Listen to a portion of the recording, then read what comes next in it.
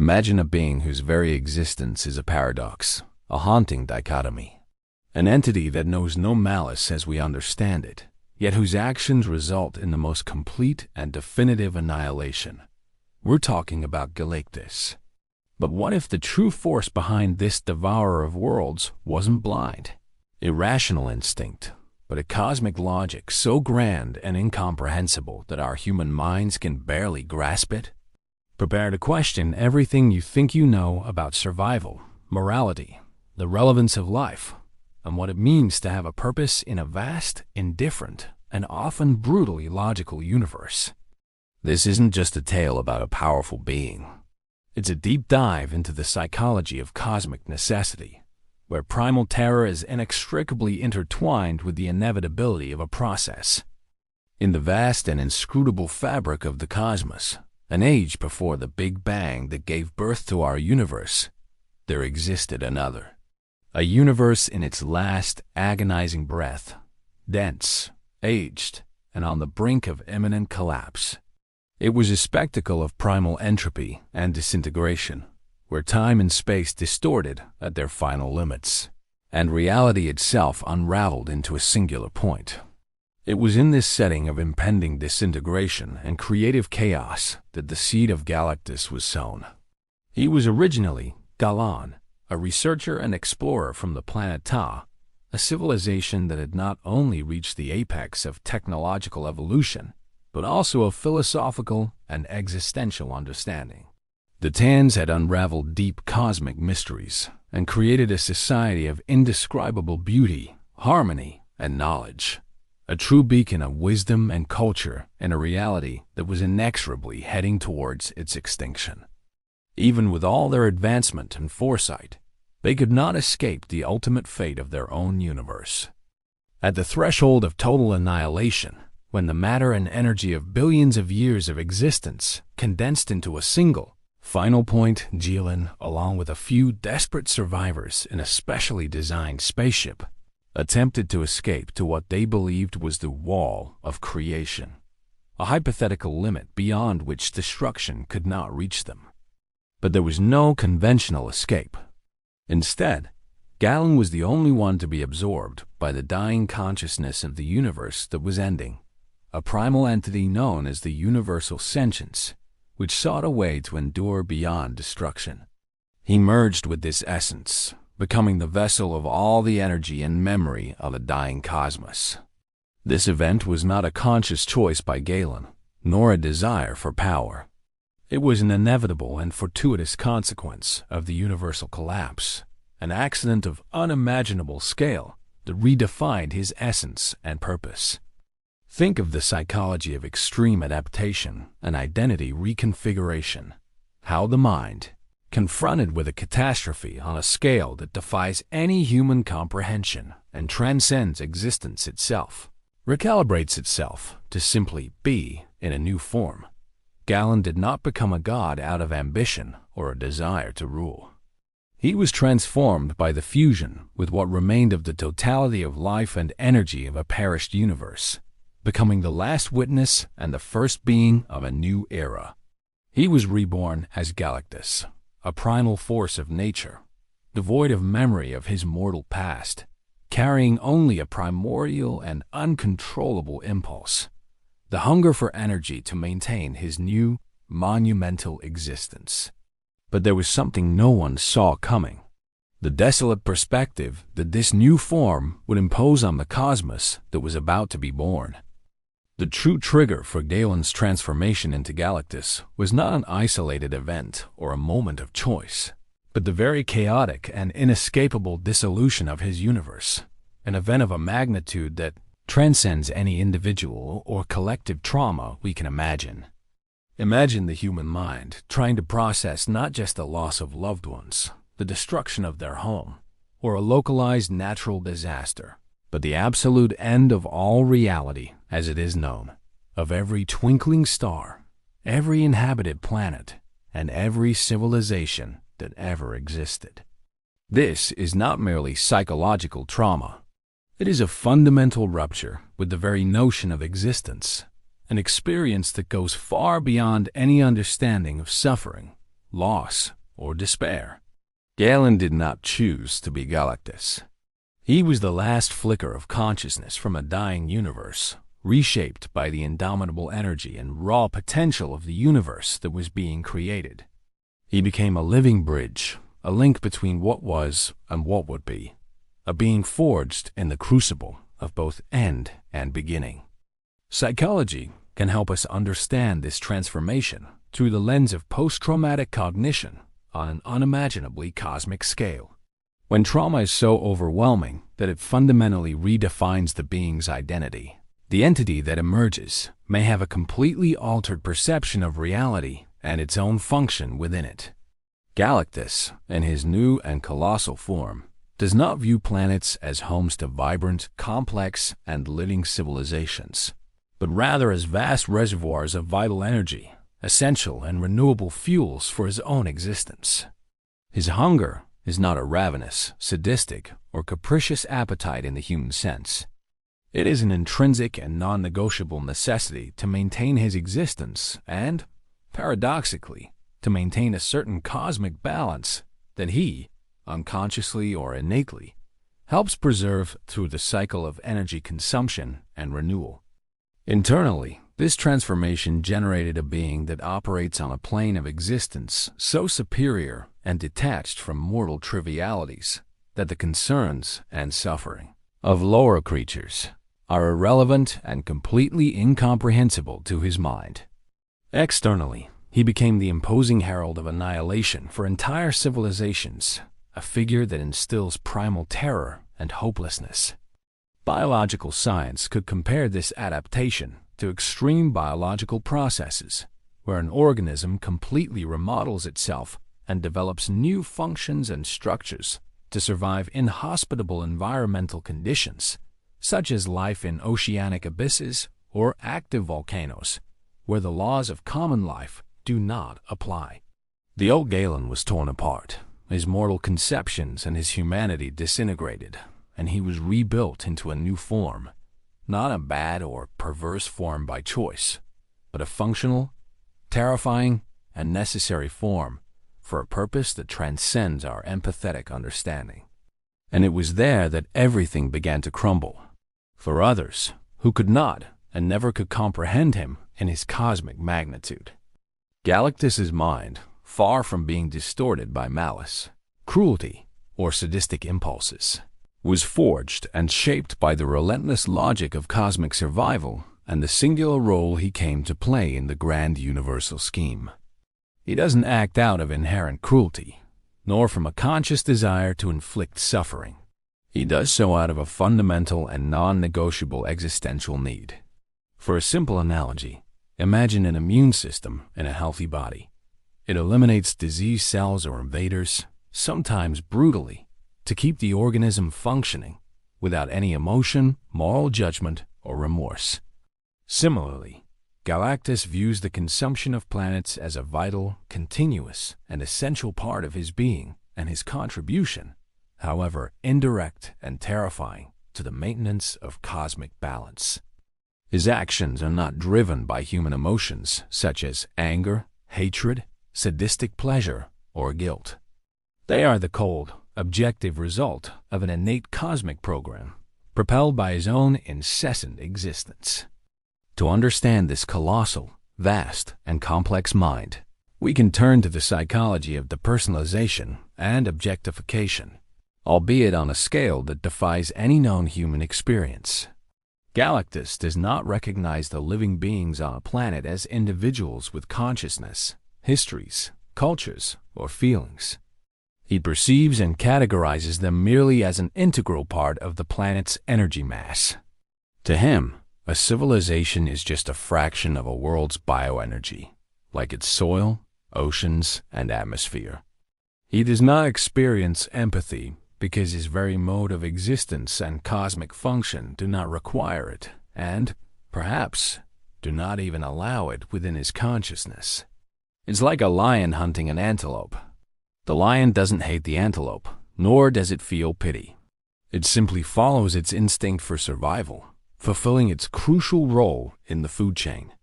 His words and attitudes, when he deigns to communicate, reveal a unique, grandiose, and terrifying perspective. He sees himself not as a destroyer, but as a vital link in the cosmic chain, a being who must consume to prevent his own decay and, consequently, a much greater imbalance on a universal scale. He does not question his existence or his necessity. He accepts it as an undeniable and irrefutable fact of his nature. We can draw an analogy to systems theory, where each component, however destructive it may seem in isolation, is vital for the overall functioning and stability of the whole. Galactus is not a monster in the traditional sense of wickedness or villainy. He is a process, a function, a primordial manifestation. He is the cosmic hunger that, paradoxically, ensures the continuity of universal life itself, a kind of evolutionary pruning on a stellar scale, removing the old to allow the flow and transformation of the new. But the true monster was still dormant, not within him, but in the perspective of those he consumed, for whom this logic is incomprehensible, cruel, and terrifying. For Galactus, the notion of a point of no return in the human moral sense simply doesn't exist, because his existence fundamentally transcends the concepts of right and wrong, ethics and guilt. He doesn't act out of moral choice, nor out of a flaw in character, but out of a non-negotiable and innate cosmic imperative. The act of consuming a planet is not a transgression in his mind. It is the satisfaction of a primal hunger that keeps him alive and, paradoxically, maintains a certain dynamic balance in the vast fabric of the universe. Galactus's worldview is purely functional, utilitarian, and pragmatic. Planets are vast and necessary sources of cosmic energy, and he is the consumer designated by his very nature. There is no room for regret, remorse, or guilt in his consciousness, as he does not comprehend these concepts in relation to his function. Exploring his morality leads us to a deeply disturbing dilemma. What if he's right? What if his existence, however destructive and terrifying it seems to us, is a fundamental and irremovable piece in a greater cosmic plan that we, with our limited and egocentric perception, cannot fully comprehend? The psychology of rationalization on a grand scale can be applied here, but without the negative connotation we usually associate with it in human contexts. For Galactus, the pain of a planet, the end of its civilizations, and the extinction of its life forms are insignificant and imperceptible events compared to his own need for subsistence and the maintenance of the flow of cosmic energy. He bears no guilt, for he does not comprehend the suffering of the lives he extinguishes, just as a hurricane feels no guilt for the houses it demolishes, or a meteor for the crater it forms. Try, for a moment, to put yourself in the shoes of a relentless force of nature. An erupting volcano feels no remorse for the destruction it causes. It simply exists and follows its inherent geological processes. Galactus is the cosmic equivalent of a natural phenomenon in its most grandiose form. His existence forces us to confront the fragility, ephemerality, and, at times, painful irrelevance of our own species and civilizations in the vast, indifferent, and often merciless universe. Is he a villain driven by malice, or merely a manifestation of nature in its most imposing, terrifying, and immoral form? This question profoundly disturbs us because it challenges the very foundation of our understanding of good and evil, justice and compassion, and forces us to look at a horror that has no intent, only existence. Delving deeper into the psychological and cosmic analysis of Galactus, we can perceive with terrifying clarity that his existence and actions make perfect sense within his own internal logic. There is no evidence of madness in his actions, only a cold, impersonal, and relentless calculation of survival on a universal scale that defies human comprehension. He is the living embodiment of a fundamental physical and biological principle, the incessant and unavoidable need for energy to sustain life. If the universe can be compared to a living organism in constant evolution and transformation, Galactus can be seen as one of its most critical vital functions, a process of recycling and rebalancing. Even if this function involves transformation, consumption, and annihilation of parts for the benefit and continuation of the whole. Studies on ecosystems and food chains can be used as an analogy, albeit an imperfect one and on an infinitely smaller scale. In any terrestrial ecosystem, predators are essential for maintaining population balance, controlling the proliferation of certain species, and ensuring the overall health of the environment. Galactus operates on a scale that encompasses entire galaxies, not only consuming but also controlling and directing the flow of cosmic energy, acting as a regulator of the universal ecosystem. His hunger is not a whim, a choice, an addiction, or an aberration. It is an intrinsic force, as inevitable as entropy itself, a natural and continuous process of energy dissipation that he tries, in his own way, to manage. He is a being who, by consuming planets, not only sustains himself but also releases and recycles energy that can be reabsorbed and reused in the cosmic cycle of creation, destruction, and renewal. We can even compare this to the concept of the apex predator in evolutionary psychology, but elevated to a cosmic level where there is no direct rival or real threat to him, only the fundamental and periodic need to feed to continue existing. He is comparable to other fictional figures who represent elemental forces or cosmic principles, such as personified entropy, destiny itself, or death, but without the moral connotation or intent that we usually attribute to such personifications. The shocking revelation is that his actions are not the result of a disturbed, malicious, or power-corrupted mind, but of an existence perfectly aligned with the fundamental and morally indifferent and relentless laws of the universe. It was not madness that drove him. It was cold, logical, and impersonal calculation, a vital and terrifying function for the very architecture and energy flow of the cosmos. What remains after Galactus feeds on a planet? A desolate cosmic void, yes, a crater of annihilation and eternal silence, but also an indelible and terrifying cosmic lesson for the entire universe. His passage, however devastating, shapes the surrounding universe, not only by the absence of life, but by the brutal reaffirmation of the fragility of existence, the impermanence of all we know, and the insignificance of our lives in the face of greater forces. Civilizations across the cosmos, upon learning of his approach, are forced to unite or disintegrate in the face of his threat, elevating the concept of preparedness, cooperation, and sacrifice to unimaginable levels. He becomes more than a being. He is a universal myth, a terrible legend, an unstoppable force that puts into perspective the insignificance of interplanetary disputes and the petty ambitions for power that consume so many beings. This cosmic figure invites us to a deeply uncomfortable philosophical and moral reflection. Who are we to judge an entity whose existence precedes and transcends ours, and whose function may be beyond our comprehension, perhaps even crucial to the very existence of the universe?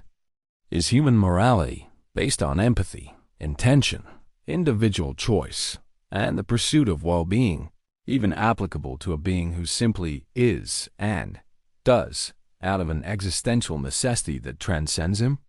Galactus forces us to consider that good and evil may be mere constructs of our own limited perspective, adaptations for our survival in our particular niche. He is not an agent of chaos in the sense of malicious intent or gratuitous destruction. He is a force that redefines what order means on a cosmic scale, where destruction is an intrinsic part of the eternal cycle of creation and transformation. His legacy is not one of pure horror, but of a dark and inevitable understanding. Survival, at its most fundamental and cosmic level, is amoral, devoid of emotion, and merciless. He is a stark reminder that the universe is vast, indifferent, and operates under laws that often disregard the aspirations, dreams, or suffering of its smaller parts. His conclusion leaves us with a disturbing new mystery, a cyclical truth. If Galactus is a result of the survival and fusion with a previous universe, how inevitable is the emergence of such an entity in each cosmic cycle of collapse and rebirth? Perhaps he was not the last, and with every end of an era, a new beginning relentlessly feeds on what perished. Galactus, the existential devourer, confronts us with the ultimate paradox, a being who is not evil in his essence, yet whose actions represent the total and cold annihilation of worlds. He's not a fairy tale villain, but the living personification of a relentless cosmic necessity. His existence forces us to ask, are our own relevance and our most cherished values merely a fleeting illusion in the face of the grand and indifferent laws of the universe? A dark and unsettling reminder that in the end, survival can come at an unimaginable cost to those who observe it closely, a price that is beyond our capacity to judge or intervene. The next star to fade might just be your own.